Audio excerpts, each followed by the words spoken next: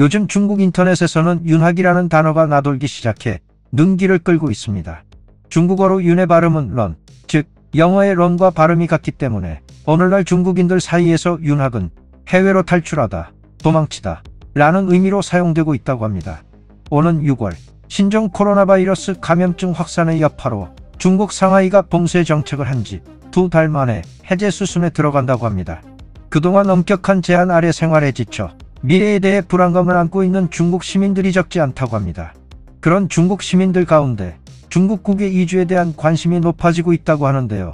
그중 일본으로 이주하고 싶다는 사람들이 줄을 잇고 있다고 합니다. 지금까지 중국에서 가장 인기 있는 이주 국가는 미국, 캐나다, 호주, 영국 등 영어권 국가였으며 일본은 이주 국가 명단 상위에 들지 못했다고 합니다. 중국 시민들은 과연 어떤 이유 때문에 일본으로 이주하고 싶어 하는 걸까요? 일본 저널 사이트 다이아몬드 온라인은 중국의 엄격한 제로 코로나 정책으로 인해 참지 못한 중국인들이 비교적 비자 취득이 쉬운 일본을 이주 국가로 선택하는 것이라 분석했습니다. 현재 일본은 500만엔 이상의 출자금과 일본 사무실, 주거지만 있다면 비자를 취득할 수 있습니다. 일본으로 이주한 중국인이 사업에 성공할 수 있다는 보장은 없지만 대체적으로 부유한 상하이 시민들에게는 일본 비자를 취득하는 것 자체가 어렵지 않은 것이죠. 상하이 출신인 한 남성은 도쿄에 살면서 일본에서의 일상생활을 SNS에 올리고 있는데 상하이 봉쇄 이후 팔로워가 급증하고 있다고 합니다. 이어 그는 중국 팔로워로부터 일본에 가고 싶다, 도움을 받고 싶다 등의 채팅을 많이 받고 있다고 밝혔습니다. 이미 이주 수속을 거쳐 일본으로 이주한 중국인들은 일본에서 오랜만에 느끼는 일상에 안도하며 생활하고 있다고 합니다. 이번 봉쇄 사건은 상하이 시민들에게 앞으로의 삶을 불안하게 하는 사건이 아니었나 싶습니다.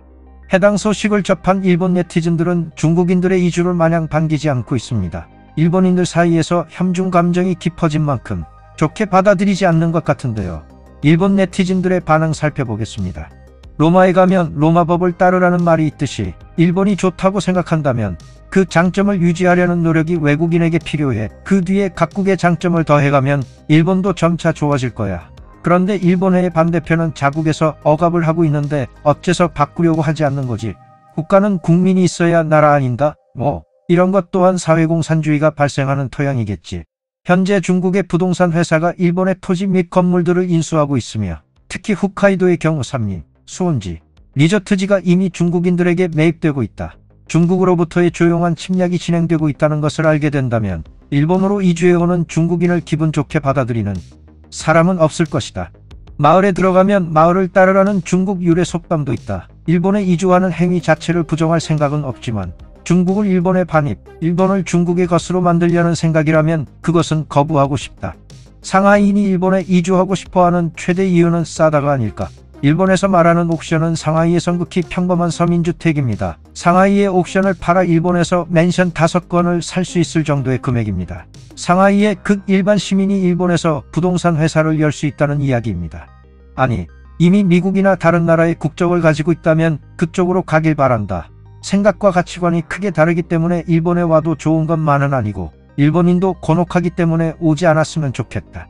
일본에 살면 죽을 때까지 마스크를 써야 되기 때문에 일본 외의 나라로 이주하는 것을 추천한다. 일본인인 나조차도 기회가 있다면 해외로 이주하여 마스크를 벗고 생활하고 싶다.